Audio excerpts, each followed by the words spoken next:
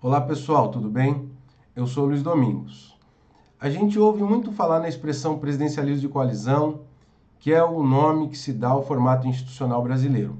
Mas a gente discute pouco sobre o que é uma coalizão, da onde surgem os governos de coalizão, e esse vídeo é para tentar avançar um pouco nesse assunto sobre o que são governos de coalizão, qual que é o significado dessa expressão. Em primeiro lugar, um governo de coalizão quer dizer a existência de dois ou mais partidos que se aliam para alcançar metas políticas em comum, dividindo recursos de poder. Essas metas políticas em comum podem ser, por exemplo, implementar um programa conjunto desses partidos. Pode ser também tentar a reeleição dos membros da coalizão, ou pode ser também a proteção dos membros da coalizão a uma determinada situação de fiscalização política. Não importa, o fato é que os partícipes da coalizão têm metas em comum e para alcançar essas metas eles compartilham recursos de poder, dividem recursos de poder. Durante muito tempo, a discussão sobre os governos de coalizão esteve atrelada ao sistema de governo, se um país era presidencialista ou parlamentarista. Com o passar dos anos, a partir da década de 80 e sobretudo nos anos 90, os pesquisadores perceberam que o fator mais importante para perceber e entender a dinâmica de governo de coalizão não era o sistema de governo, mas sim o sistema partidário, isto é, se um país é bipartidário ou multipartidário.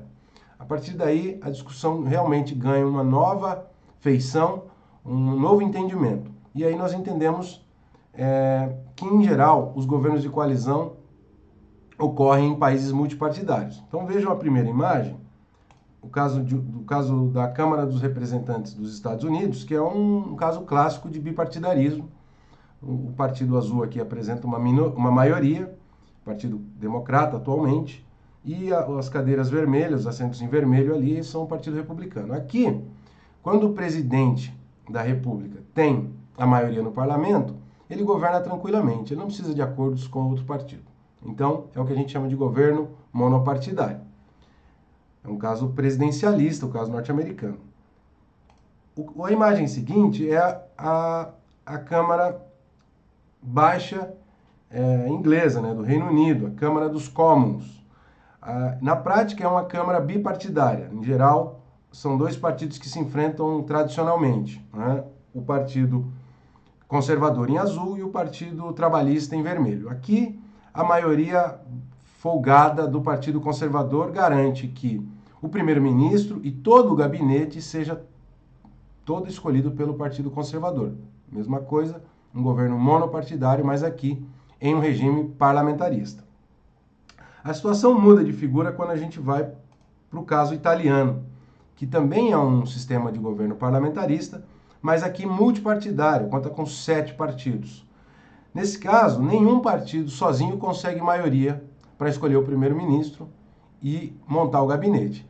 E aí é necessário um acordo entre 2 ou mais partidos para alcançar esse objetivo de formar o governo. Então aqui nós temos o caso de um regime parlamentarista, multipartidário, que recorre a coalizões, a governos de coalizão.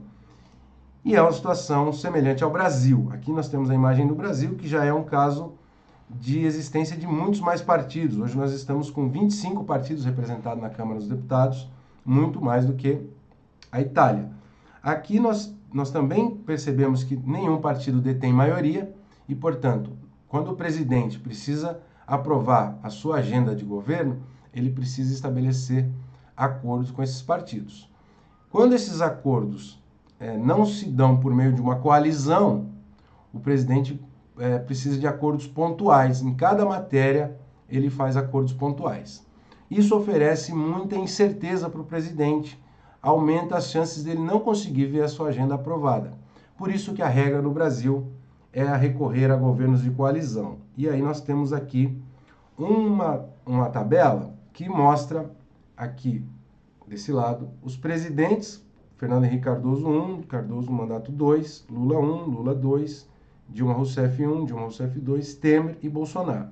Cada um deles, o período, né, que ele exerceu o mandato, o número de coalizões, o número de partidos, de alianças que ele montou com determinados partidos em cada mandato. Então, o Fernando Henrique teve 2 coalizões no primeiro mandato e 3 no segundo, e vocês vão vendo aqui toda a lista. O partido do presidente em cada época, e aqui os parceiros da coalizão formal de governo que dava sustentação a esses presidentes no parlamento. Então, vocês podem ver aqui que a regra do formato institucional brasileiro é presidentes montando coalizões formais no parlamento para alcançar suas metas políticas, dividindo recursos de poder com esses parceiros por meio da alocação de ministérios a esses partidos e outros cargos da estrutura burocrática federal. Então, por último, a gente deve discutir por que o nosso sistema é mal avaliado pela população, né? E isso se deve por conta da existência de muitos partidos no interior da coalizão. O Brasil apresenta um número elevado de parceiros, muito mais do que a média internacional de quando ocorrem coalizões.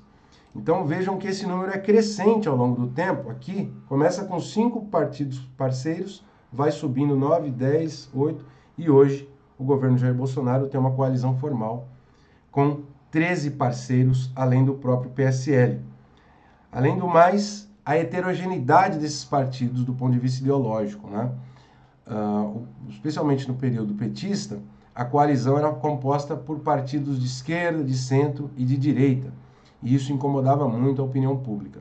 Então, hoje, quando a gente tem uma má apreciação do presidencialismo de coalizão, na verdade, isso se deve a algumas coisas mal esclarecidas e ao mau entendimento sobre o que significa governos de coalizão.